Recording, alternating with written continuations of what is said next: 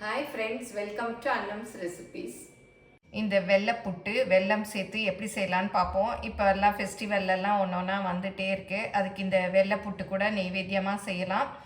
மீனாள் குமரப்பன்கிறவங்க வெள்ளை பாகு வச்சு புட்டு எப்படி செய்கிறதுன்னு கேட்டிருந்தாங்க. வாங்க இப்போ எப்படி செய்யலான்னு பார்ப்போம். எங்கள் ப்ராடக்ட்ஸ் எல்லாம் யூடியூப்பில் கமெண்ட்ஸ்க்கு கீழே வந்துட்டுருக்கு. அதில் போய் கிளிக் பண்ணிங்கன்னா அதோட ரேட்டு டீட்டெயில்ஸ் எல்லாமே இருக்கும். அதை கிளிக் பண்ணி நீங்கள் வேணுங்கிற பொருளை ஆர்டர் பண்ணி வாங்கிக்கலாம். மீனாள் குமரப்பன்கிறவங்க வெள்ளை புட்டு, அதாவது வெல்லம் போட்ட புட்டு எப்படி செய்கிறது அப்படின்னு கேட்டிருந்தாங்க. இப்போ அதுதான் செய்ய போகிறோம். அதுக்கு தேவையான பொருள் என்னென்னு பார்த்துக்கலாம். இந்த ஆளாக்கில் 2 ஆளாக்கு புட்டு மாவு எடுத்து வச்சுருக்கேன். நீங்கள் இடியாப்ப மாவு இருந்தாலும் எடுத்துக்கலாம், புட்டு மாவு இருந்தாலும் எடுத்துக்கலாம். ஏன்னா ரெண்டுக்கும் என்ன வித்தியாசம்னா, இடியாப்ப மாவு நைஸாக இருக்கும், புட்டு மாவு கொஞ்சம் குறன்னு இருக்கும், அவ்வளோதான். மற்றபடி ஒன்றும் வித்தியாசம் இல்லை.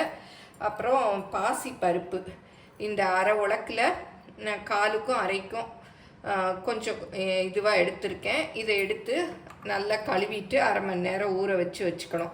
அப்புறம் தேங்காய் பூ, அப்புறம் நெய், ஏலக்காய் பொடி, அப்புறம் வெல்லம், அச்சு வெல்லம் 3 எடுத்திருக்கேன். அது பார்த்துட்டு நம்ம பாகு ஊற்றுறச்ச பார்த்து ஊற்றிக்கலாம். ட்ரெடிஷ்னலாக இதெல்லாம் தான் யூஸ் பண்ணி பண்ணுவாங்க. இப்போ வேணும்னா நீங்கள் முந்திரி நெய்யில் வறுத்து சேர்த்து அந்த மாதிரி எது வேணாலும் பண்ணிக்கலாம். இப்போ புட்டுக்கு மாவை பெசரிக்கலாம்.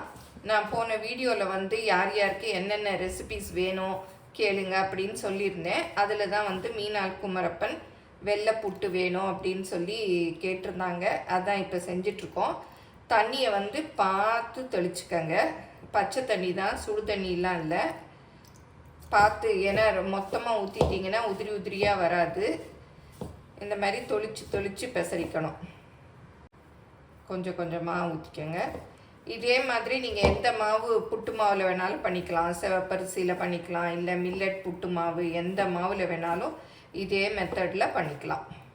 பாருங்கள், இப்போ ஓரளவுக்கு போதும். தண்ணி நல்லா அப்படி வந்துருச்சு பாருங்கள். இப்படி பிடிச்சா பிடிக்க வரணும், விட்டால் அப்படி உதிரணும். பாருங்கள், இந்த மாதிரி பொலன்னு அப்படி வரணும்.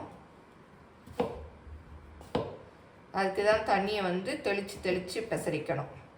மொத்தமாக ஊற்றிட்டிங்கன்னா நம்ம அப்படியே இந்த மாதிரிலாம் வராது, அப்படியே மாவு மாதிரி ஆயிரும். இப்போ இந்த மாவில் பாருங்கள் கட்டிகளெல்லாம் இருக்குது. சிலர் அப்படியே வேக வச்சுட்டு இதை மிக்சியில் போட்டும் அடிச்சுக்குவாங்க. இப்போ நம்ம சலிச்சுக்கலாம். இந்த மாதிரி வடிகட்டி எல்லா வீட்லேயுமே இருக்கும் இல்லையா, அதில் மாவை போட்டு சலிச்சுக்கலாம். முன்னாடிலாம் நம்ம சல்லடையில் சலிப்போம், அது ரொம்ப டைம் எடுக்கும். இதில் போட்டோன்னா பாருங்கள் அப்படி நல்லா பூ மாதிரி உதிர்ந்துடும். கட்டியெல்லாம் அப்படி கையில் உடச்சி விட்டுறலாம், டக்குன்னு வேலை முடிஞ்சிடும். இந்த மாதிரி பாருங்கள், இங்கே கட்டியெல்லாம் இருக்குது. இதெல்லாம் அப்படி கையில் உடச்சி விட்டோன்னா உடஞ்சிரும். பாருங்கள், இப்போ எல்லா மாவும் சலிச்சாச்சு. எவ்வளோ அப்படியே பூவாக உதிர்ந்துருக்கு. டக்குன்னு சலிச்சிடலாம். இந்த மாதிரி வடிகட்டி இருந்ததுன்னா பாருங்கள், கொஞ்சம் கூட கட்டி இல்லாமல் அப்படி நல்லா வந்துருச்சு பூவாக. இப்போ ஊற வச்சுருக்கோம் இல்லையா பாசிப்பருப்பு, அது தண்ணி இல்லாமல் இந்த மாதிரி வடித்து எடுத்துக்கலாம். இதை புட்டு மாவோடே நம்ம கலந்து வச்சிட்டோன்னா அந்த ஆவியிலே வெந்துடும். இது நல்லா ஊறிடுச்சு, தண்ணி இல்லாமல் வடிச்சுக்கணும். இப்போ புட்டை இந்த மாதிரி ஸ்டீமர் பிளேட் இருந்ததுன்னா அதில் துணி போட்டு வச்சுக்கலாம். இந்த ஸ்டீமர் பிளேட் இல்லாதவங்க உங்கள்கிட்ட இந்த மாதிரி இட்லி தட்டு இருக்கும் இல்லையா, அதுலேயும் துணி போட்டு வேக வச்சுக்கலாம். இந்த மாதிரி துணி போட்டுட்டு, ஏன்னா இதில் ஹோல்ஸ் இருக்குது. அப்புறம் புட்டுலாம் கீழே கொட்டிடும். இந்த மாதிரி துணி போட்டுக்கணும். இந்த துணியெல்லாம் இட்லி துணி எல்லாமே எங்கள் ஷாப்பில் கிடைக்குது. இந்த ஸ்டீமர் பிளேட்டும் எங்கள் ஷாப்பில் இருக்குது. இப்போ தண்ணி ஊற்றிட்டேன். நல்லா பாருங்கள், ஸ்டீம் வருது. இந்த பிளேட்டில் அப்படியே துணியை போட்டு வச்சிடலாம்.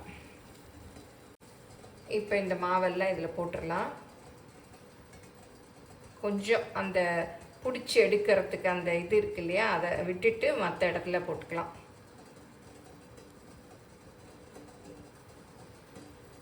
கொஞ்சமாக இருந்தால் நீங்கள் ஒரு தடவையிலே வேக வச்சுக்கலாம், நிறையா இருந்தால் 2 தடவையாக வச்சுக்கலாம். இதே மாதிரி புட்டு வேக வச்சு எடுத்துக்கிட்டு கார புட்டும் செய்யலாம். வெங்காயம், பச்சை மிளகா அதெல்லாம் போட்டு கொஞ்சம் மோர் ஊற்றி தாளிச்சேன்னா அது காரப்பட்டும் நல்லாயிருக்கும். இப்போ பாசிப்பருப்பையும் அப்படி போட்டுடலாம். பாசிப்பருப்பு வந்து நல்லா ஊறி இருக்கிறதுனால அப்படி வெந்துடும்.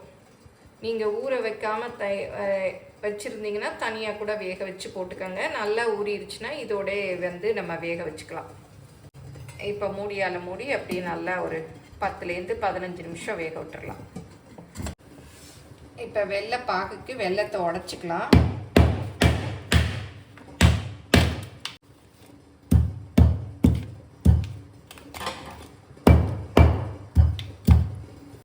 இப்போ வெள்ளத்தை எல்லாம் இந்த பாத்திரத்தில் போட்டுக்கலாம்.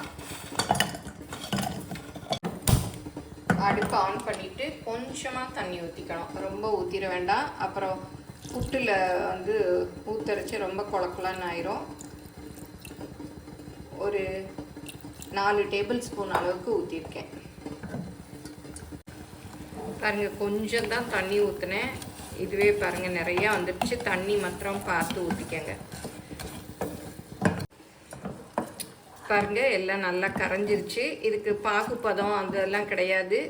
நல்லா கரைஞ்சி கொதிச்சதுனாலே போதும், அவ்வளோதான். இப்போ வந்து இறக்கிடலாம். இப்போ வடிகட்டிக்கலாம். ஏன்னா வெள்ளத்தில் கல் அதெல்லாம் இருக்கும், மண்ணெல்லாம். இப்போ திறந்து பார்க்கலாம். பாருங்கள், நல்லா வெந்துருச்சு. இந்த மாதிரி நம்ம கையில் உருட்டி பார்த்தா ஒட்டாமல் மாவு மாதிரி இல்லாமல் இருக்கணும். பருப்பும் பாருங்கள் நல்லா வெந்துருச்சு. அப்படியே கையில் அமுக்கினாலே இப்படி நசுக்கி பார்த்தாலே நசுங்குது பாருங்கள்.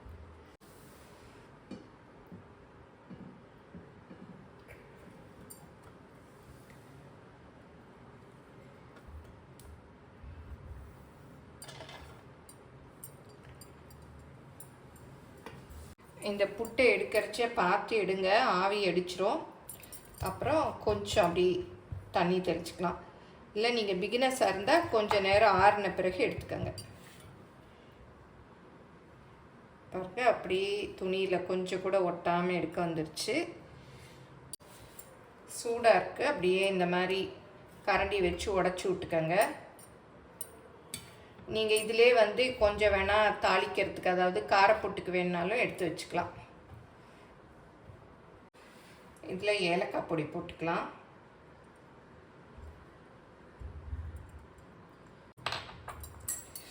நெய்யும் ஊற்றிக்கலாம். ஏன்னா சூடாக இருக்கச்சே ஊற்றிட்டு அப்படியே நல்லா உருகிரும்.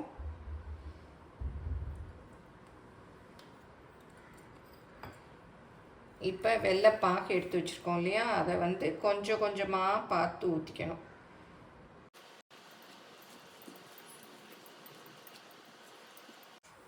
இந்த மாதிரி பவுலில் கொட்டிக்கலாம். அப்போ தான் மிக்ஸ் பண்ணுறதுக்கு நல்லா வரும். தட்டு அகலமாக இருக்கு இல்லையா. நெய் எல்லாத்தையும் ஊற்றிடலாம். ஆறிடுச்சுன்னா அப்புறம் நெய் வந்து உருகாது. சூடாக இருக்கச்சே ஊற்றிக்கணும்.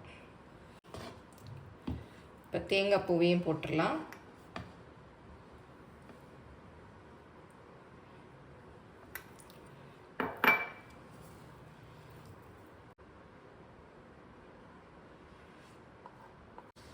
வெள்ளைப்பாகு சூடாக இருக்கும், பார்த்து ஊற்றி மிக்ஸ் பண்ணுங்கள். இப்போ ரொம்ப கட்டியாக இருக்க மாதிரி இருந்தால் மிக்சியில் கூட போட்டு அப்படியே ஒரு பல்ஸ் விட்டிங்கன்னா நல்லா உதிரி உதிரியாக வந்துடும். என்ன தான் கரண்டியில் கலக்கினாலும் கைப்பட்டால் தான் அந்த டேஸ்ட்டும் வரும், நல்லா மிக்ஸ் பண்ணவும் வரும்.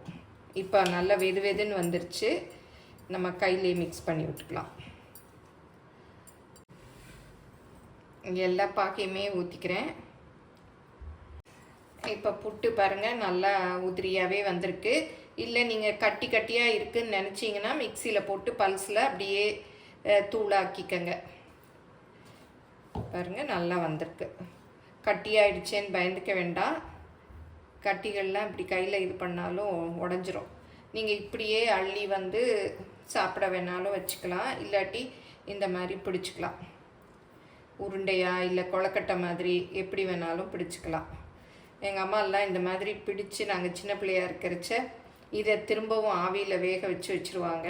நாங்கள் அப்படியே எடுத்து ஒரு ஒரு உருண்டையாக சாப்பிடுவோம். நான் இன்றைக்கி ஆவியில எல்லாம் வேக வைக்க போகிறதில்ல, சும்மா அப்படியே உருட்டி வச்சிட போகிறேன். ஏன்னா எடுத்து சாப்பிட்றதுக்கு கொஞ்சம் ஈஸியாக இருக்கும், அவ்வளோதான், வேறு ஒன்றும் இல்லை. நீங்கள் இல்லாட்டா கிண்ணத்தில் அள்ளி ஸ்பூன் போட்டு கூட கொடுத்துக்கலாம். மீனா குமரப்பன் கேட்ட வெள்ளைப்புட்டு ரெடி ஆயிடுச்சு. நீங்களும் சுவையாக சமைக்கணுமா? எங்கள் மசாலா பொடிகளை யூஸ் பண்ணி பாருங்கள். அதெல்லாம் வாங்கணுன்னா ஸ்க்ரீனில் வர்ற வெப்சைட்டுக்கும் வாட்ஸ்அப் நம்பருக்கும் போய் ஆர்டர் பண்ணிங்கன்னா நீங்கள் வேணுங்கிறத வாங்கிக்கலாம். பாருங்கள், புட்டு சூப்பராக உதிரியாக நல்லா இருக்குது. நீங்கள் இப்படியே வேணாலும் சாப்பிட்டுக்கலாம், இல்லை இந்த மாதிரி உருண்டை பண்ணி வச்சும் சாப்பிட்டுக்கலாம். எல்லோரும் செஞ்சு பாருங்கள், எப்படி வந்தது அப்படிங்கிற உங்கள் கமெண்ட்டை மறக்காமல் சொல்லுங்கள். பிடிச்சிருந்தால் லைக் பண்ணுங்கள், உங்கள் ஃப்ரெண்ட்ஸுக்கும் ஷேர் பண்ணுங்கள். ஃபேஸ்புக், இன்ஸ்டாகிராமில் அன்னம்ஸ் ரெசிபீஸை ஃபாலோ பண்ணுங்கள். தேங்க்யூ.